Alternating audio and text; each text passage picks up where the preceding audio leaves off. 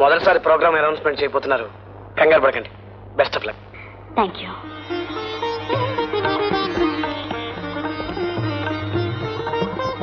ఆకాశవాణి హైదరాబాద్ కేంద్రం.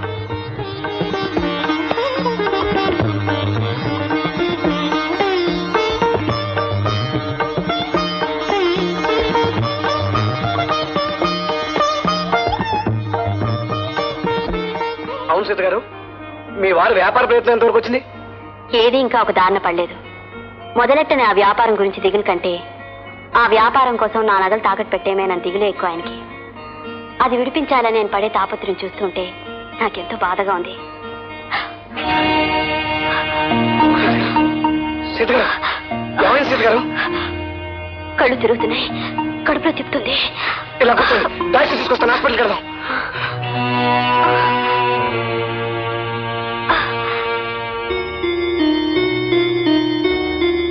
డాక్టర్, ఆవిడకి కంగారు ఏం పడకండి. కంగారు జిరాఫీ కాదు కానీ అసలు ఆవిడకి ఏం జరిగిందండి? ఇంతవరకు ఏం జరగలేదు, కానీ త్వరలో ఆమె తల్లి కావడం జరుగుతుంది. చట్టుకుని హ్యాపీ న్యూస్ చెప్పే సస్పెన్స్ తో చంపుతారేంటండి? కంగ్రాచులేషన్స్ సీత గారు, హార్టీ కంగ్రాచులేషన్స్. లాలలు లాలలు. టానిక్స్ రాసిస్తాను, అవి వాడడం మంచిది. రాయండి డాక్టర్, మంచి మందులన్నీ రాసేయండి. లాలలు లాలలు. లాలలు లేదులేండి, రాయండి.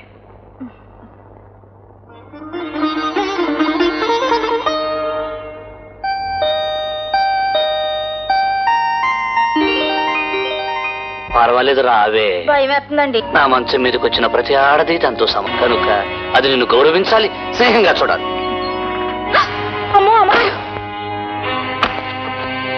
హలో డార్లింగ్, నువ్వు రావటం ఆలస్యం అవుతుంది అనుకున్నాను. మంచం మీద ఒక్కడనే పడుకోవటం మంచిది కాదనుకున్నాను, అందుకనే దాన్ని. ఏమండి, ఇది నిజమా? పని మనిషితో మీరు? ఏం చేయను సీత, ఈవేళ ఎవరూ దొరకలేదు. అక్కడికి అలవాటైన ఆడవాళ్ళ కోసం కబురెట్టాను. చివరికి ఆకలికి రుచిందుకు అనుకున్నాను. దాంతో ఈ పని మనిషికి అందుకుంది అదృష్టం. ఎలా ఉంది జోక్కు? అంటే మిమ్మల్ని పూజ చేస్తున్నా నన్ను మీరు చాలా కాలంగా మోసం చేస్తున్నారా? నేను చేసేది మోసం కాదు, సరసం. లోకమనే తోటలో 1,00,000 రకాల పళ్ళ చెట్లుంటాయి. అన్ని రుచి చూడాలనుకునే మనిషిని నేను. అందుకే ఈ రోజు నేను దాన్ని అందుకున్నాను. ఎందుకు అలా అరుస్తావు? ఆ దుప్పటి దులిపేసి పక్క ఫ్రెష్ గా ఉంటుంది. హలో మోహన్ బాబు గారు, కంగ్రాచులేషన్స్. ఎందుకు? మీకు ఎదురుగా ఉన్నందుక? అదేమిటండి, సీత గారు చెప్పలేదా మీరు తండ్రి కాబోతున్నారని? అందుకే ఈ పుస్తకం తీసుకొచ్చాను. ఇది ముఖ్యంగా కాబోయే తల్లిదండ్రులు చదివి తీరాలి. నేను తండ్రినిగా పోతున్నానన్నమాట.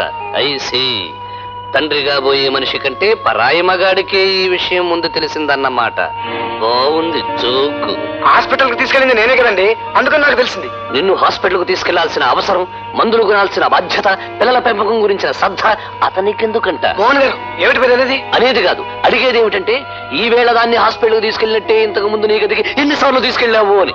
ఆపండి, మీరు చేసిన తప్పు ఎక్కడ వేలెత్తి చూపుతారో అని మరొకరి మీద అన్యాయంగా నింద మోపడం పాపం అండి, పాపం. పాపం పుణ్యం కబుర్లు చెప్పక నన్ను అమాయకుని చేసి ఉద్యోగం వంకతో మీరిద్దరు వాడే నాటకం నాకు బాగా తెలుసు.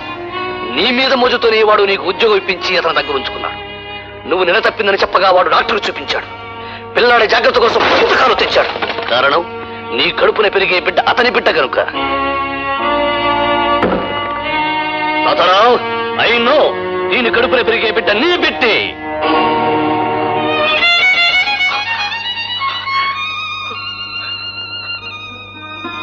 ఏమిటి సీతామహాసాధ్వి, ఏ పాపం ఎరుగని పుణ్యాత్ముడైతే నోరెత్తకుండా అలా వెళ్ళిపోతున్నాడేమిటి? పుట్టే బిడ్డకు తండ్రి నువ్వే అని చెప్పడానికి సాక్ష్యం రుజువు ఆడదానికి ఉండవండి ఈ లోకంలో. ఉండవలసిందల్లా మగవాడికి ఆమె మీద నమ్మకం. ఏటమ్మా తాతారావు గారు కనపడరే? ఓహో, 2 రోజులుగా మీరు రాలేదు కాబట్టి మీకు తెలవదు అనుకుంటా. 6 నెలలు సెలవెట్టి ఊరికి వెళ్ళిపోన్నారు అమ్మగారు.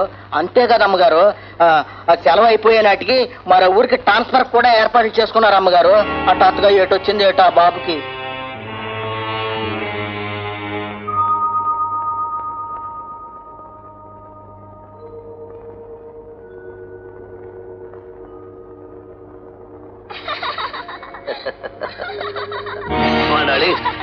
ఇదిగో, నిన్నటి వరకు నీకు తెలియకుండా సరసాలు సరదాలు చేయడానికి ఎంతో చచ్చాను. ఎలాగో తెలిసిపోయింది గనుక ఇక దాపరకు ఎందుకు? ఏమంటావు డార్లింగ్? నువ్వు ఆ రూమ్లోకి వెళ్ళు. ఏమిటండి దారుణం? మిమ్మల్ని దయ్యమని నమ్మాను, అన్ని మీకు అర్పించాను. ఇప్పుడు ఒక్కసారిగా ఇలా రాక్షసంగా మారిపోయారేమిటండి? మారిపోవటం కాదు సీత, నేను ఒరిజినల్ గా రాక్షసుణ్ణే. నీ అందం మీద ఆశపడ్డాను, నీ నగల మీద మోజుపడ్డాను.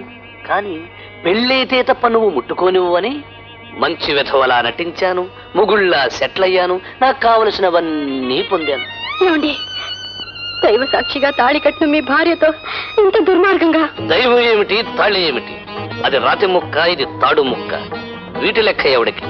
అయినా ఖర్చు లేకుండా సుఖం పొందొచ్చని నేను కట్టిన పసుపు తాడు తాళి. ఇది నీ మెళ్ళో ఉంటే నువ్వు నా భార్యవి, లేకపోతే కాదు.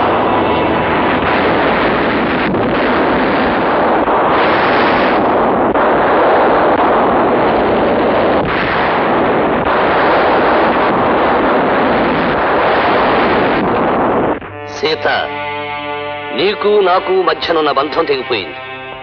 ఈ రోజు నుంచి నువ్వు నాకు భార్యవి కాదు, నేను నీకు భర్తను కాదు.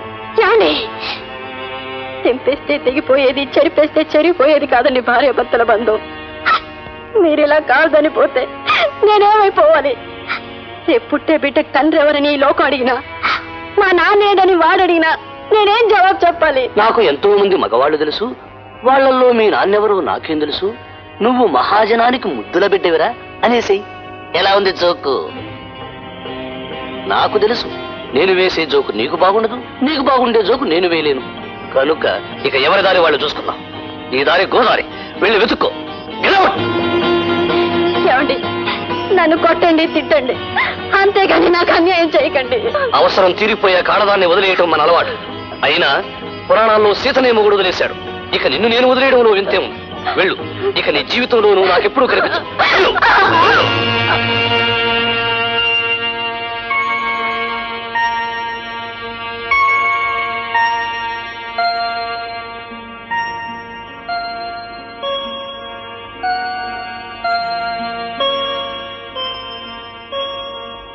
అవును,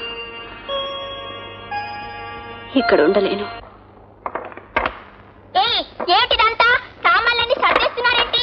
ఇంటి మారిపోతున్నారు బాబు. ఈ ఇల్లు మారిపోతున్నావా? అది కుదరదు.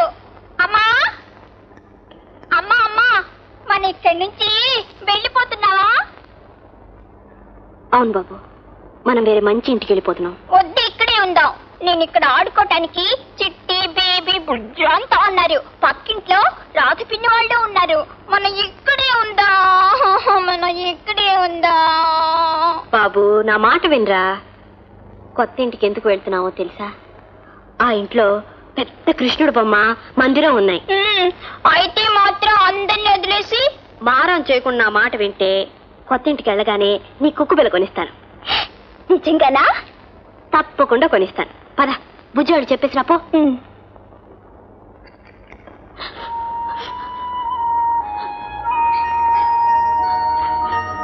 గోపి, నువ్వు లేకపోతే మా అందరికి ఎలా తోస్తుందిరా? నువ్వు లేకపోతే మాకేడుపు వస్తుంది గోపి. ఏంటిది? చిన్నపిల్లలా మన ఆడకూడదు. నువ్వు ఏం చెప్పినా నాకు బాధగా ఉంది గోపి. ఎందుకు బాధ? నేను అప్పుడప్పుడు వస్తాగా. మీరంతా కలిసి మా కొత్త ఇంటికి రావచ్చు. అప్పుడు అందరూ ఆడుకుందాం. పాపం, ఆ పసి వాళ్ళకి ఎంత బాధగా ఉందో. అవునులేండి, 2 రోజులు పరుచున్న నాకే మీరు వెళ్ళిపోతున్నారంటే దిగులుగా ఉంది. మరి వాళ్ళకుండదా? ఎవరికి ఎలా ఉన్నా విడిపోయే గడియం వచ్చాక విడిపోక తప్పదు. రాధా, నీకు ఈ బొమ్మ కావాలనే దానిగా తీసుకో. చిట్టి, ఈ బాల్ నీకు. లత, ఇది నీకు.